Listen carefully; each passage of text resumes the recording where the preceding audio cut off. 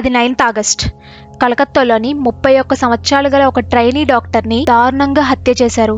నేను ఈ వీడియో చేయడానికంటే ముందే మీకు ఈ విషయం గురించి తెలుసుంటుంది. ఆమె కళ్ళు, నోరు, ప్రైవేట్ పార్ట్స్ నుంచి కూడా బ్లీడింగ్ అయింది. ఇంత దారుణం జరిగిన తర్వాత కూడా ఆ రాష్ట్ర ప్రభుత్వం ఎలా స్పందించిందో మీరే చూడండి. కలకత్తా సీఎం అయిన ఈ మమతా బెనర్జీ హత్య చేయబడిన ఈ జూనియర్ డాక్టర్ కి ఎలా అయినా న్యాయం జరగాలి అంటూ ఒక ర్యాలీ చేశారు. ఒక సీఎం పొజిషన్ లో ఉండి ఈ అమ్మాయి తల్లిదండ్రులకి ఎలా అయినా న్యాయం జరిగేలా చూసే ఒక వ్యక్తే రోడ్డెక్కి సామాన్య ప్రజల్లా ర్యాలీ చేశారంటే దీని అర్థం ఏంటో మీరే తెలుసుకోవచ్చు. దీని వెనక ఇంకెవరో ఉన్నారన్న విషయం కూడా మనకు అర్థమైపోతుంది. ఈ Calcutta CM Mamata Banerjee, home minister కూడా మమతా బెనర్జీయే.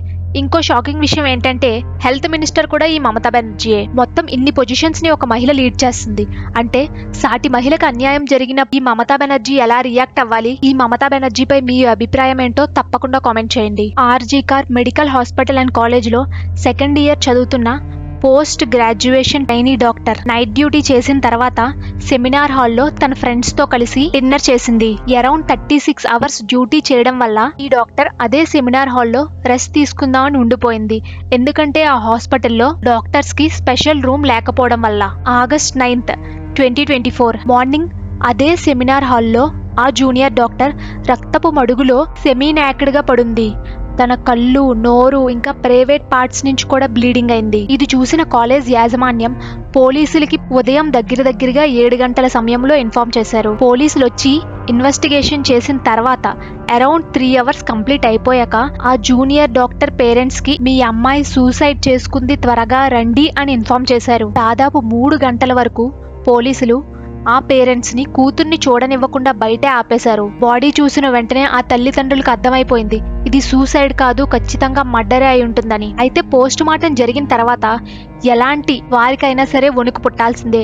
అలాంటి నిజాలు బయటకొచ్చాయి. సెమీ నూడుగా పడున్న ఈ జూనియర్ డాక్టర్ కాళ్ళు 90 degrees లో ఉన్నాయి. అంటే ఆమె కాళ్ళని ఎవరో విరిచేశారు. అంతేకాకుండా ఆమె కళ్ళల్లో గాజు ముక్కలున్నాయి. ఒంటి మీద చాలా గాయాలున్నాయి. అరవకుండా ఉండడం కోసం గొంతుని, నోరుని చాలాసేపు నొక్కు ఉంచారు. ముఖం నుంచి గొంతు వరకు ఎన్నో గాయాలున్నాయి. ఆఖరికి ఆమె లిప్స్ మీద కూడా ఎన్నో గాయాలున్నాయని పోస్ట్ మార్టం రిపోర్ట్ లో తేలింది. ఇంకా ఈ విషయం తెలిసిన వెంటనే హాస్పిటల్లో ఉన్న మొత్తం డాక్టర్స్ అందరూ ధర్నా చేయడం మొదలుపెట్టారు. ఒక్క కోల్కతాలోనే కాదు, ఢిల్లీ, కర్ణాటక, ఆంధ్రప్రదేశ్, తమిళనాడు ఇంకా మొత్తం అన్ని స్టేట్స్ లోని కూడా డాక్టర్స్ ప్రొటెస్ట్ కోసం అందరూ ఫైట్ చేయడం స్టార్ట్ చేశారు. ఒక పక్క ఇదంతా జరుగుతుంటే ఇదే సమయంలో పోలీసులు కూడా ఇన్వెస్టిగేషన్ చేయడం స్టార్ట్ చేశారు. క్రైమ్ సీన్ లో వాళ్ళకు ఒక బ్లూటూత్ ఇయర్ ఫోన్స్ కనిపించాయి.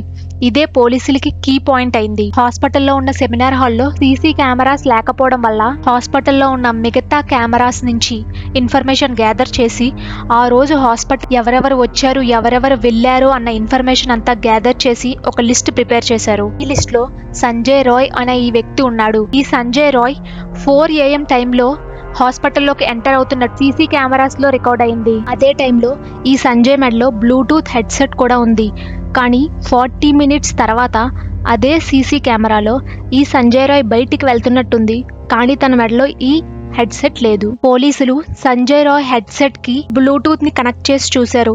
అది ఎగ్జాక్ట్ గా కనెక్ట్ అవ్వడంతో పోలీసులు సంజయ్ రాయ్ నిందితుడు అయ్యుంటాడని అరెస్ట్ చేశారు. ఈ సంజయ్ రాయ్ ఒక సివిక్ సర్వీస్ వాలంటీర్. 2019 నుంచి మమతా బెనర్జీ ఈ సివిక్ సర్వీస్ వాలంటీర్స్ ని ఒక కాంట్రాక్ట్ బేస్ లో రన్ చేస్తూ వస్తున్నారు. వీళ్ళు పోలీసులకి ఇన్ఫార్మర్స్ గా వర్క్ చేయడం, పోలీసులు చెప్పిన పనులు చేయడం, ట్రాఫిక్ కంట్రోల్ చేయడం లాంటి హెల్ప్స్ చేస్తూ ఉంటారు. ఈ సంజయ్ తన బైక్ పైన కూడా పోలీస్ అనే ఒక స్టిక్కర్ ప్రింట్ ని కూడా వేయించుకున్నాడు.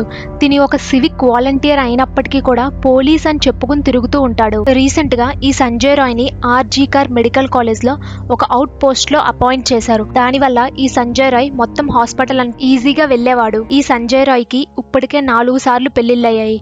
మొదటి 3 భార్యలు ఈయన బిహేవియర్ నచ్చక వదిలేసి వెళ్లిపోయారు. ఇంకా 4వ భార్య క్యాన్సర్ తో చనిపోయింది. విక్టిమ్ నెయిల్స్ లో ఉన్న blood and skin particles Rai బాడీతో ఎగ్జాక్ట్ గా మ్యాచ్ అవుతున్నాయంట. పోలీసులు పట్టుకున్న తర్వాత సంజయ్ తను చేసిన తప్పును ఒప్పుకున్నాడు.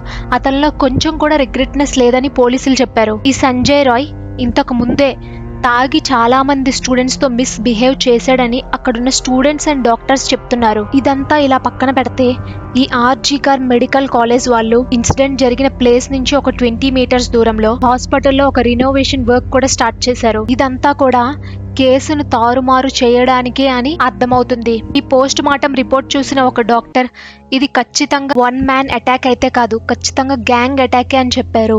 ఎందుకంటే విక్టిమ్ బాడీ మీద మల్టిపుల్ ఇంజురీస్ ఉన్నాయి. ఇన్ని అటాక్స్ ఒక మనిషి అయితే ఖచ్చితంగా చేయలేడని చెప్పారు. ఒకటి మాత్రం నిజం, దీంట్లో సంజయ్ రాయ్ తో పాటు ఇంకా ఎవరో ఇన్వాల్వ్ అయి ఉన్నారు. ఎలా చెప్పగలుగుతున్నామంటే హాస్పిటల్ బయట నిరసన తెలుపుతున్న స్టూడెంట్ అండ్ డాక్టర్స్ మీద 7,000కు పైగా మాబ్స్ వచ్చి వాళ్ళని అటాక్ చేశారు. అంటే ఇంతమంది గూండాలు ఎక్కడి నుంచి వచ్చారు ఒకేసారిగా? డాక్టర్స్ మీద స్టూడెంట్స్ మీద అటాక్ చేయాల్సిన అవసరం ఏంటి? ఇలాంటి మరెన్నో ప్రశ్నలు ఈ కేసుపై ఉన్నాయి. ఈ కేసుని సిబిఐ కూడా తరలించడం జరిగింది. దీంట్లో ఇన్వాల్వ్ అయి ఉన్న మిగతా వాళ్ళని కూడా సిబిఐ న్యాయంగా పట్టుకుంటుందా లేదా అన్న విషయం, ఇలాంటి విషయాలపై సెంట్రల్ గవర్నమెంట్ కూడా ముందుకొచ్చి తగిన చర్యలు తీసుకోవాలి. ఖచ్చితంగా వాళ్ళ పేరెంట్స్ కి న్యాయం జరగాలి అని మనస్ఫూర్తిగా కోరుకుంటున్నాను.